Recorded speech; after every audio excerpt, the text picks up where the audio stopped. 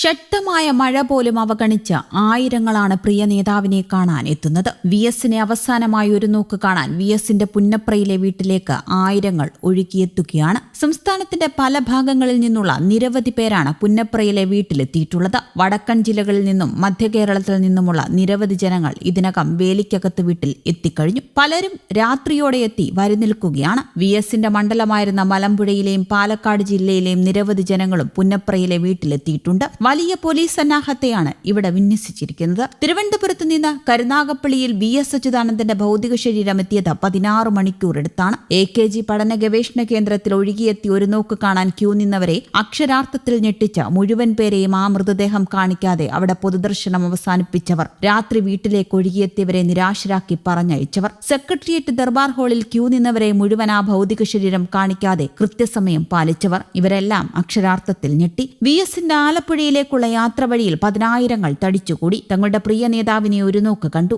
എല്ലാ കണക്കുകൂട്ടലും തെറ്റിച്ച് ആ ബസ് പതിയെ ഇഴഞ്ഞു നീങ്ങുകയാണ്. രാത്രി 9 മണിക്ക് ആലപ്പുഴയിലെത്തുമെന്ന് കണക്കുകൂട്ടിയവർക്ക് വീണ്ടും തെറ്റി. പാർട്ടിയെക്കുറിച്ച് നിങ്ങൾക്കൊന്നും അറിയില്ലെന്ന് പറഞ്ഞ് വി എസിനെ 2 തവണ സീറ്റ് നിഷേധിക്കാൻ പദ്ധതിയിട്ടവർ, തെരുവിലേക്ക് ജനങ്ങളിറങ്ങി വി എസിനെ മുഖ്യമന്ത്രിയാക്കി. പിന്നെ ഒരിക്കൽ പ്രതിപക്ഷ നേതാവും. ജനമനസ്സുകളിലെ വി എസിന്റെ സ്ഥാനം അറിയാതെ സംസ്കാര ചടങ്ങുകളിൽ തീരുമാനമെടുത്ത CPM എന്ന പാർട്ടിയെ വി എസ് അച്യുതാനന്ദൻ വീണ്ടും അക്ഷരാർത്ഥത്തിൽ ഞെട്ടിക്കുകയാണ്. സമരസൂര്യൻ അവസാന യാത്രയിലും വിപ്ലവ നക്ഷത്രമാക്കുകയാണ്. ചുവന്ന കൊടിയുമായി കണ്ണേ കരളെ VSA എന്ന മുദ്രാവാക്യവുമായി അവർ ബസ്സിന് പിന്നാലെ ഓടുകയാണ്. കേരളം ഇന്നുവരെ ആർക്കും നൽകാത്ത വീരോചിത യാത്രയയപ്പ്. നൂറ്റാണ്ടിലൊരിക്കൽ മാത്രം സംഭവിക്കുന്ന അത്ഭുതമാണ് താനെന്ന് തെളിയിക്കുകയാണ് മരണത്തിലും വി എസിനെ കാണാനെത്തിയവരെ മുഴുവൻ ആ ശരീരം കാണാൻ അനുവദിച്ചിരുന്നുവെങ്കിൽ ഇപ്പോഴും ആ യാത്ര തിരുവനന്തപുരം കടക്കില്ലായിരുന്നു. കുറച്ചു വേഗം കൂട്ടിയാണ് രാത്രി 11 മണിക്ക് ശേഷം ഈ ബസ് നീങ്ങിയത്. അപ്പോഴും ഈ യാത്ര ഇഴഞ്ഞു നീങ്ങുകയാണ്. കുഞ്ഞുകുട്ടികൾ, ചെറുപ്പക്കാർ, അമ്മമാർ, വയോജനങ്ങൾ എന്നിങ്ങനെ ആശുപത്രി കിടക്കയിൽ നിന്ന് വി എസിനെ അവസാനമായി കാണാനായി എത്തിയവർ വരെയുണ്ട് കൂട്ടത്തിൽ. പ്രായഭേദമന്യേ തെരുവുകളിൽ നെഞ്ചുപൊട്ടി വി എസിനെ എതിരേൽക്കുകയാണ് അവരെല്ലാം. ജനസഹസ്രങ്ങളാണ് മുദ്രാവാക്യം വിളികളോടെ പ്രിയ സഖാവിന് അന്ത്യാഭിവാദ്യം അർപ്പിക്കാൻ എത്തിക്കൊണ്ടിരിക്കുന്നത്. കിലോമീറ്ററുകൾ സഞ്ചരിച്ചെത്തിയവർ വിശപ്പും ക്ഷീണവും മറന്ന് വീഥികളിൽ കാത്തിരിക്കുകയാണ്.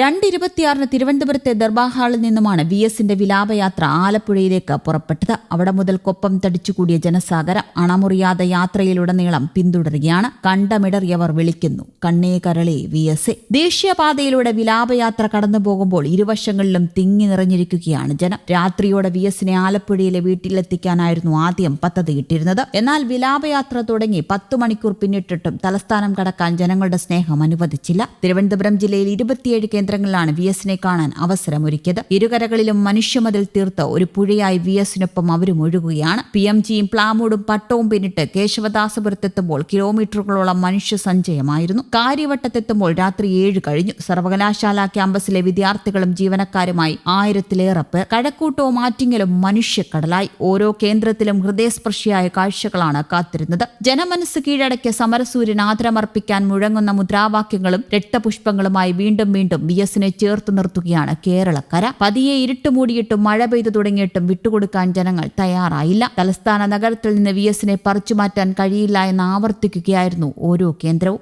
ആലപ്പുഴയിലും ഇതേ മനസ്സോടെ കാത്തിരിക്കുകയാണ് ജനസാഗരം. വി എസിനെ ഒരു നോക്ക് കാണാൻ, അവസാന യാത്ര പറയാൻ. വി എസ് എന്നാൽ വി എസ് മാത്രമാണ്, ഒരേ ഒരു മനുഷ്യൻ. News desk, Kerala Kaumudi.